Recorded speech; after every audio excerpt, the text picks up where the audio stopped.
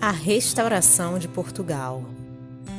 No primeiro quartel do século XVII, a situação de Portugal era de profunda decadência. Sob o reinado de Filipe III de Espanha, príncipe apático e doente, que entregara a direção de todos os negócios ao Duque de Lerma, os esplendores das conquistas portuguesas haviam desaparecido. Aquele povo minúsculo e heróico, cuja coragem acendera nova luz em todos os departamentos de trabalho do Ocidente, encontrava-se agora reduzido a quase penúria. Foi por esse tempo que Henrique de Sagres, o antigo Elio, mensageiro de Jesus, que levantara as energias portuguesas com a sua escola de navegação, procurou o Senhor, tocado de compaixão e de angústia, a implorar a bênção da sua misericórdia para a nação de que se tornara o gênio renovador. Mestre, diz ele compungidamente, venho pedir o vosso auxílio paternal para a terra portuguesa, cujas experiências amargas tocam, agora, ao auge das penosas provações coletivas. Humilhada e vencida, ela implora a vossa divina providência através de minhas palavras, no sentido de lhe ser possível aproveitar as forças derradeiras para uma reorganização política e econômica que a possa esquivar de tão angustiosa situação. Elio, replicou-lhe Jesus, sabes que a minha piedade não se reveste de excessivas exigências. Enviei-te a Portugal com o fim de lhe reerguer as energias, compensando os seus grandes esforços de povo humilde e laborioso.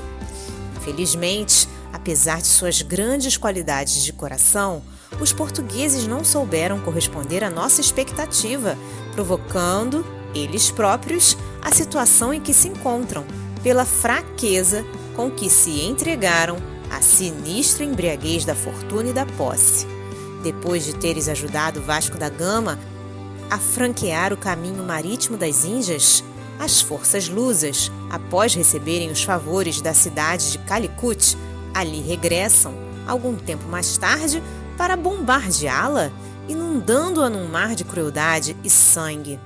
No Brasil, onde lançamos os fundamentos da pátria do Evangelho, introduziram o tráfico de homens livres, forçando as falanges de Ismael a despender todos os esforços possíveis para que as ordens divinas não se subvertessem pelas iniquidades humanas. Em Lisboa, permitiram a entrada do terrível Instituto da Inquisição, que comete no mundo todos os crimes em meu nome, que deveria ser, para todas as criaturas, um sinônimo de brandura e de amor. É verdade, Senhor, exclama Elio, amargurado. Quando o primeiro português aprisionou nas Canárias alguns pobres africanos para vendê-los como escravos aos brancos da Europa, ordenei fossem imediatamente repatriados, enchendo-se-me o coração de amargura após tantos entusiasmos no período dos descobrimentos, quando eu vos confiava no restelo as lágrimas do meu reconhecimento e da minha esperança. Mas a grande pátria que me confiaste, Senhor, muito tem aprendido no caminho das experiências dolorosas. Nas suas cidades importantes, escasseiam os espíritos de eleição, aptos à tarefa do governo. As nações ambiciosas se assenhoreiam de todas as suas possibilidades econômicas. Suas riquezas são pilhadas pela pirataria do século. Seu povo se acha esmagado pelos impostos. Seus filhos abatidos e humilhados. Apiedai-vos, meu Jesus, de tanta miséria que nos enche o coração de infinita amargura. Permiti possamos restaurar-lhe as forças políticas, a fim de que ela cumpra as vossas determinações sábias e justas na terra do Evangelho. Essas experiências dolorosas, explicou-lhe o Divino Mestre, dotarão Portugal de novos sentimentos, acrisolando nele as concepções de brandura e de fraternidade, a fim de que possa corresponder ao nosso esforço na edificação da pátria dos meus ensinamentos. Quais os elementos encarnados que utilizarás nessa restauração? Senhor, com o vosso apoio e com o vosso amparo, esperamos realizar essa reorganização buscando para o trono os descendentes de Dom Afonso, primeiro Duque de Bragança, que atualmente detém a maior fortuna portuguesa e em cuja casa vivem mais de 80 mil vassalos. Quanto ao nosso plano, constará de uma alargação dos agrupamentos espirituais sob a minha direção, combinados com as falanges de Ismael, no sentido de intensificarmos o pensamento cristão em Portugal, projetando as mais nobres realizações no Brasil, disseminando-nos entre os colonizadores, a fim de que as concepções de fraternidade se intensifiquem, cimentando as bases da pátria das vossas lições divinas.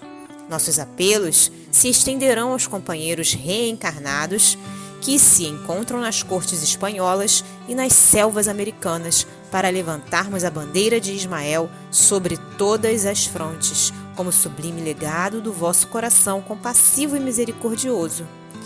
Sim, Elio, retrucou Jesus bondoso, teu plano se realizará com a minha bênção, efetuando-se essa ação espiritual conforme a idealizas. Temos, no entanto, de considerar que os elementos a serem utilizados são os mais representativos, porém, não constituem os mais necessários. Não acho que a Casa de Bragança esteja preparada, espiritualmente, para a sublime realização. Todavia, somos obrigados, igualmente, a reconhecer que pesadas trevas invadem atualmente todas as atividades políticas da terra e tu te esforçarás por ampará-la nos grandes deveres que assumirá, neste e nos próximos séculos. Terás o cuidado de inspirá-la, no propósito de se organizarem as precisas combinações com as outras nacionalidades do mundo, para que a pátria do Evangelho não sofra novos choques de raças, além dos até agora sofridos. Bem sabes que, enquanto os homens não se integrarem no conhecimento pleno da minha doutrina de amor e de fraternidade, os tratados comerciais serão os necessários jogos de interesses a equilibrarem as ambições em proveito dos setores da verdadeira evolução espiritual. Auxiliarei os teus empreendimentos com a minha misericórdia, pedindo a nosso Pai que se digne de guardar-nos sob o pálio da sua bondade infinita.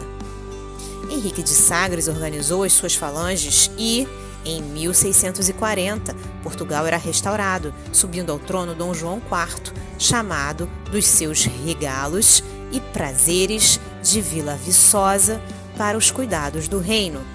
Ao cabo de um período de lutas ferrenhas, a restauração se consolida na Batalha de Montijo e a grande nação do Ocidente prossegue em seu labor abençoado por Jesus na formação da pátria do Cruzeiro.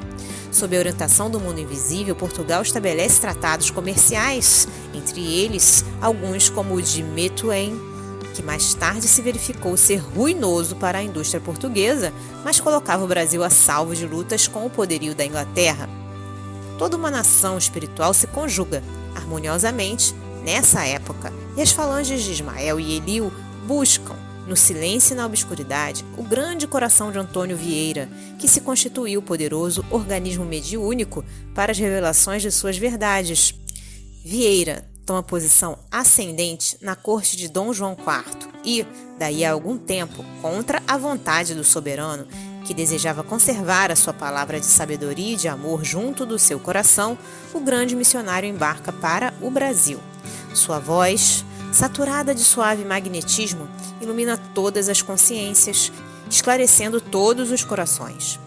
Em momento de sagrada eloquência, exclama ele: no Evangelho de Jesus, ofereceu o demônio todos os seus reinos pela posse de uma alma.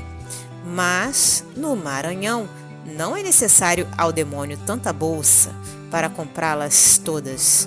Basta acenar o diabo com um tijupar de pindoba e 2 tapuias para que seja adorado com ambos os joelhos. E não foram poucos os senhores que, tocados dessas claridades divinas, cuja origem profunda estava nas lições de Ismael e de seus abnegados mensageiros, correram às suas propriedades, envergonhados do crime de manter escravos os seus irmãos, e devolveram para sempre aos pobres cativos a liberdade. Se você gostou desta obra, colabore com a divulgação dos ensinamentos trazidos pelos benfeitores do plano espiritual. Adquira um bom livro espírita e ofereça-o de presente a alguém que ama. O livro espírita, além de divulgar os ensinamentos filosóficos, morais e científicos dos espíritos evoluídos, também auxilia no custeio de inúmeras obras de assistência social, escolas para crianças e jovens carentes, etc. As obras espíritas nunca sustentam financeiramente os seus escritores. Estes são abnegados trabalhadores na seara de Jesus, em busca constante da paz no reino de Deus. Adaptação do texto do Espírito Irmão W. Porque nós somos cooperadores de Deus. Paulo, Primeira Epístola aos Coríntios, capítulo 3, versículo 9.